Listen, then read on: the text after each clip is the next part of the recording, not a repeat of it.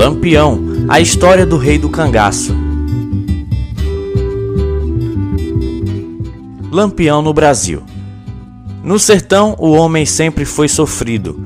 Trabalhou para poder sobreviver em local de terra seca, onde o que se planta pouco dá. Com esse sofrimento, surgiram os cangaceiros, um grupo de pessoas que iriam construir o Nordeste com gestos controversos de heroísmo e bondade. Vivendo no Agreste, eles lutavam por dois objetivos: vingar-se de crimes passados e conseguir munição para seus armamentos. Cangaceiros vem de canga, uma peça de madeira colocada nos animais de transporte. O termo faz alusão aos acessórios que carregavam no corpo. Também usavam roupas resistentes para que pudessem se meter no meio da caatinga. Quando os cangaceiros surgiram no início do século XX, não eram heróis nem vilões, eram apenas prestadores de serviços. Eram contratados pelos coronéis para matar seus inimigos. Mas reza a lenda que eles roubavam dos ricos para dar aos pobres. Os mais famosos cangaceiros foram Gameleira, Antônio Silvino, Corisco e Lampião.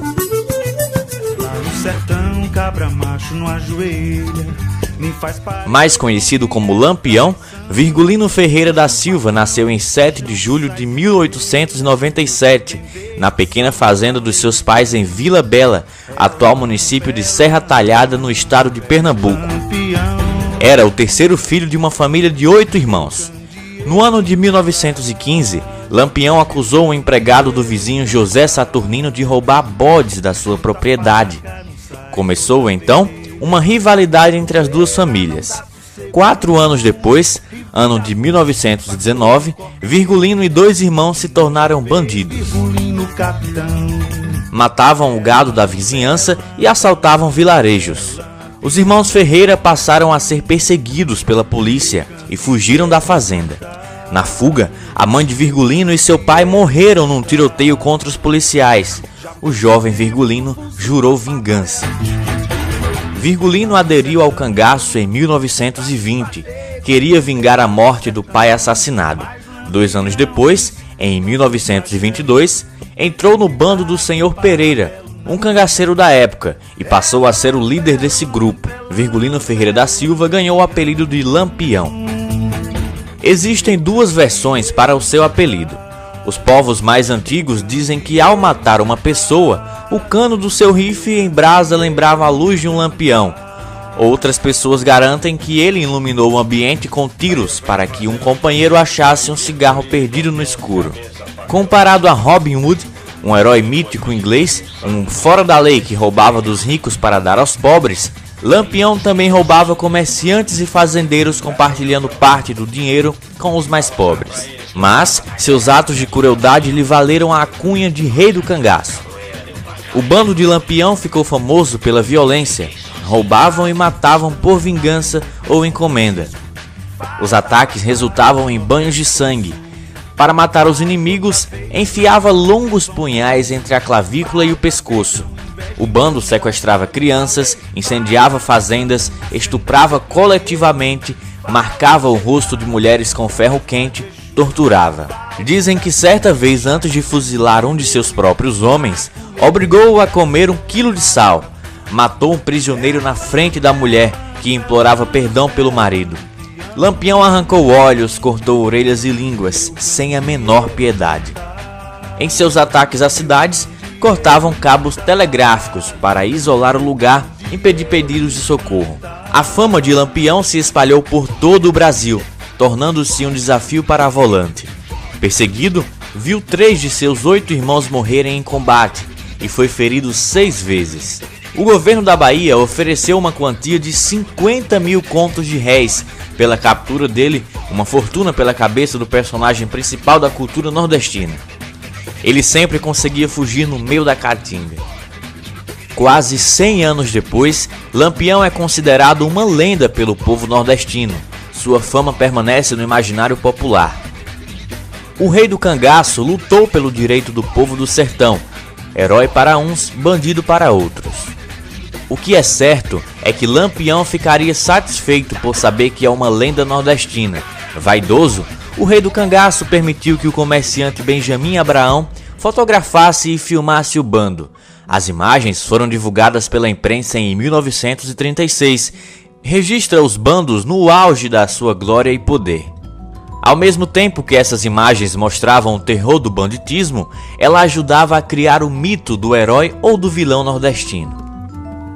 Durante os anos 20 e 30, Virgulino chegou a liderar 200 homens. Eles percorreram 7 estados nordestinos e foram perseguidos por 4.000 soldados. O bando sempre crescia. O filme de Benjamin apresenta um Lampião diferente do que o tornou lenda. O cabra-macho Lampião adorava bordar e costurar, ornamentava roupas como correntes e flores estilizadas. De bordado em bordado, os cangaceiros ditaram ordens e moda, viraram ídolos das mulheres sertanejas. Muitas delas seguiram o grupo e se casaram com membros do bando sem acompanhá-los. Lampião conheceu o amor em 1930. Quem rendeu o rei do cangaço foi Maria Déa, a Maria Bonita, a linda mulher de um sapateiro chamado José Neném. Ela tinha 19 anos e se disse apaixonada pelo cangaceiro há muito tempo. Pediu para acompanhá-lo, Lampião concordou. Ela enrolou seu colchão e acenou um adeus para o incrédulo marido. Em tempos de amor e luta, Lampião foi atingido por 7 tiros disparados pelos volantes, onde perdeu o olho direito. Até Lampião se apaixonar por Maria Bonita em 1930, mulheres não integravam o bando. Depois, a presença feminina foi iniciada ao bando. Dada a mulher do cangaceiro Corisco, sempre aconselhava os jovens da época para seguir seu exemplo em entrar para o cangaço. A presença feminina não impede que o bando de Lampião perca força. É ano de 30, o cangaço tem seu fim. O cangaço teve o seu fim a partir da decisão do então presidente da República, Getúlio Vargas, de eliminar todo e qualquer foco de desordem sobre o território nacional. O regime denominado Estado Novo incluiu Lampião e seus cangaceiros na categoria de extremistas. A ordem era matar todos os cangaceiros que não se rendessem. Era tal época do ano. O bando de Lampião, 30 homens e 5 mulheres, estavam começando a mudar de local quando foram vítimas de uma emboscada de uma tropa de 48 policiais de Alagoas, comandada pelo tenente João Bezerra. Os policiais tinham a vantagem de 4 metralhadoras Hotchkiss. O combate durou apenas 10 minutos. Lampião, Maria Bonita e 9 cangaceiros foram mortos e tiveram suas cabeças cortadas. Maria foi degolada viva.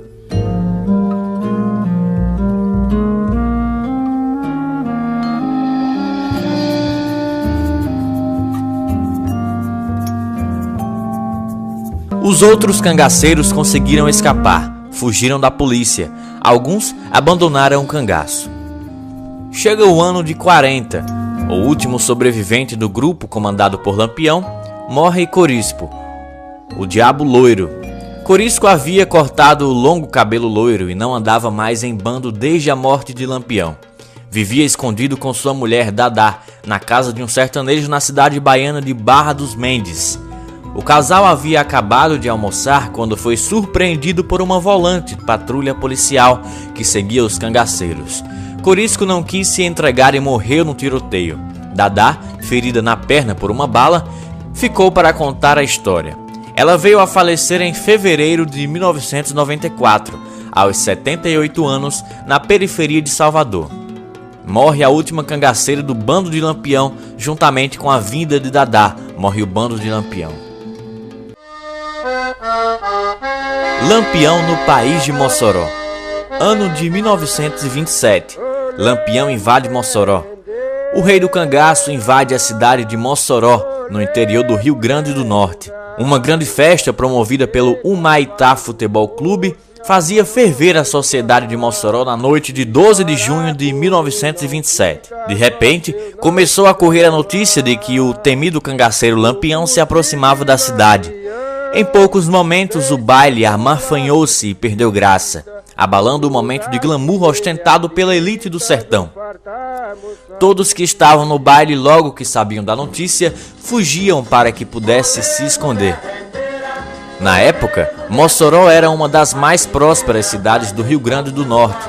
O coronel Rodolfo Fernandes Prefeito, nos últimos dias, já havia alertado sobre o perigo do ataque do Rei do Cangaço ao município. A maioria dos habitantes, no entanto, parecia não acreditar. Tudo estava tão tranquilo que no mesmo 12 de junho, Mossoró parecia mais preocupada com o clássico entre os times de futebol do Ipiranga e o Maitá do que com a possível chegada de Lampião. Chegou o dia 13 de junho de 1927. A ferrovia de Mossoró ficou agitada já nas primeiras horas da manhã. Muita gente havia deixado suas casas em busca de refúgio em cidades vizinhas. Mossoró, que à época tinha cerca de 20 mil habitantes, vê seus filhos buscarem novos refúgios.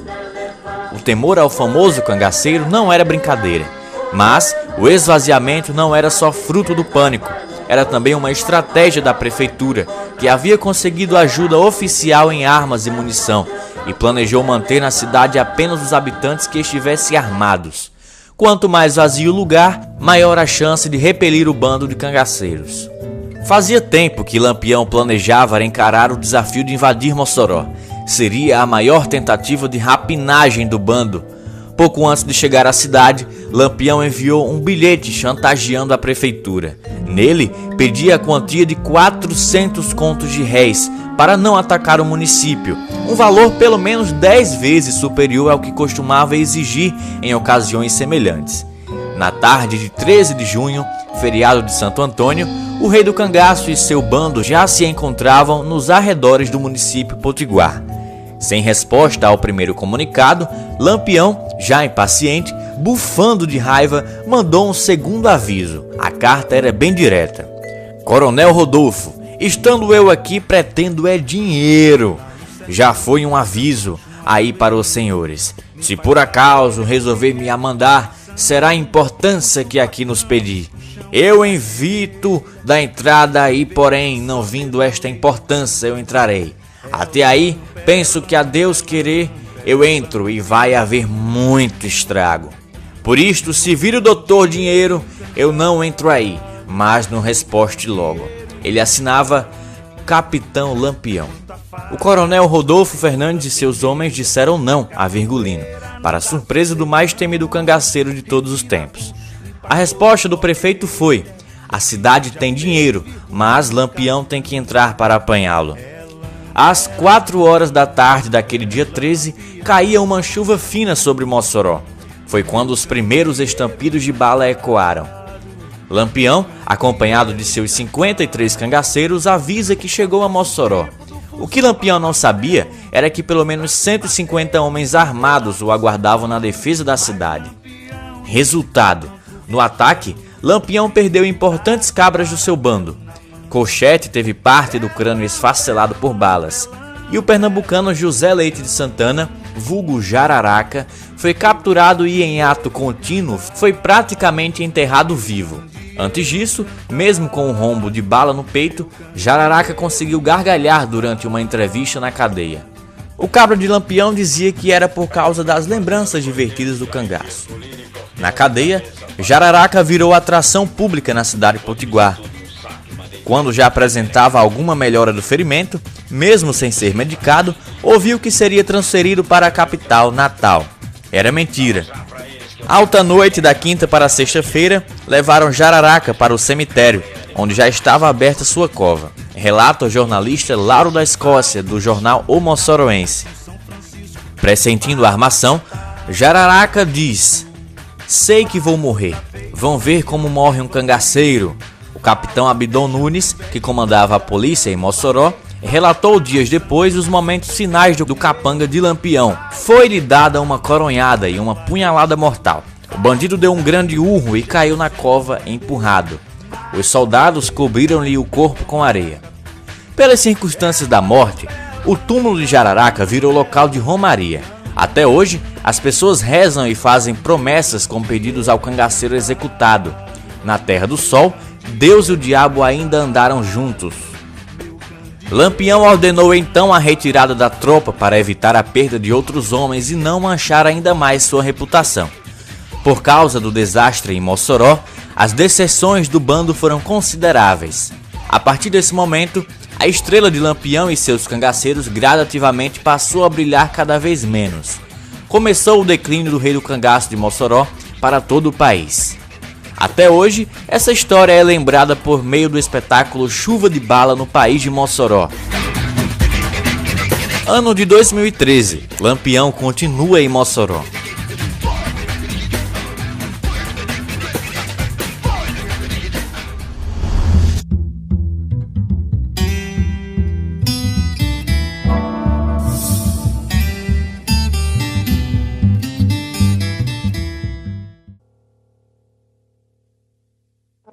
Muito boa noite, senhores!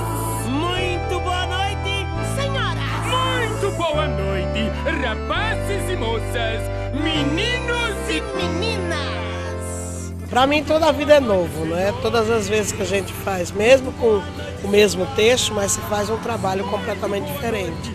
Essa é a nossa função como atriz, como ator. A gente tem que recriar em cima de uma obra. São 11 anos de apresentações, né? E as pessoas nunca tinham visto. A cidade está completamente entusiasmada, gostando de fazer, né? De ver o espetáculo dos artistas. Ah, você, olha, tem gente dizendo, você é artista do Chuva de Bala, não é? Eles nunca notaram isso e agora está notando. Isso é importante para mim. Cadê esses meninos para ver nossa apresentação, Tonho? Tô aqui, mãe. Os meninos foram na frente pro parque de diversão. Depois mãe leva você também. simbora, Toinha! Meu nome é Tonho! Meu nome é Toinha. Tá sendo ótimo. Eu tô aprendendo com todas as pessoas que estão aqui ao meu lado, todo elenco. E como é a minha primeira vez, eu tô gostando muito. E eu queria agradecer pela oportunidade. E estar ao lado de Tony e de Leo é muito bom, porque elas são pessoas ótimas. E estar ao lado de todo esse elenco maravilhoso. Nossa voz calar. Eu acho que fazer parte desse espetáculo, para mim, é tudo.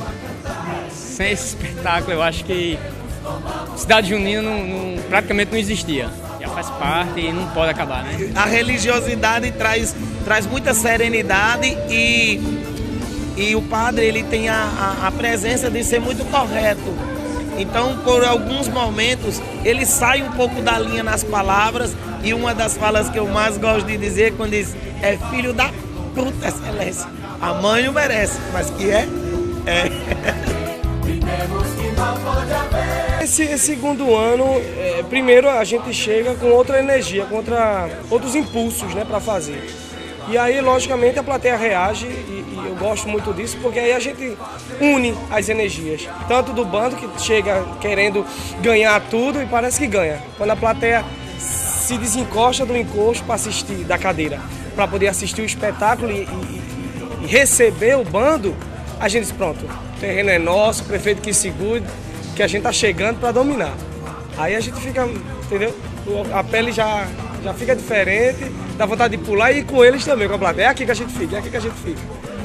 Então é bom. Esse segundo ano ele tá mais convencido do que ele quer. Ele tá mais certo do que ele quer dominar o país de Mossoró. Danilo Guanais, nós construímos e criamos o Oratório de Santa Luzia, a convite de Gustavo. Ele ficou contente ao ponto de, depois que Antônio Abujamra dirigiu a primeira vez o Chuva de Bala,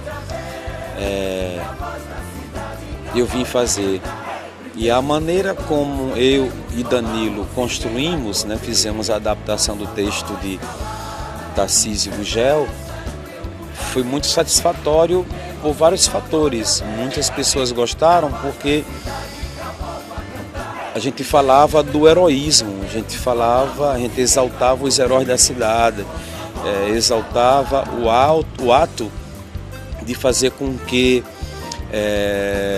cada vez mais o mossorense, aumentasse no mossorense a autoestima. E muitas pessoas me pararam nos lugares, né, em cafés, em restaurante, e elas falavam para mim, é muito bacana a maneira de ver o espetáculo. O Abujamra ele fez lindamente, é o nosso mestre no teatro. Ele fez de uma outra maneira, ele fez de uma maneira mais... aquilo que eu faço de épico, e musical, ele fez de uma maneira mais crítica, mais humor, mais escrachado, e era meio dark, era meio escuro o espetáculo. Ele brincava com as personagens históricas da cidade, e eu fiz o contrário, eu não saberia fazer da maneira dele. Ele tem uma maneira muito especial de fazer as coisas.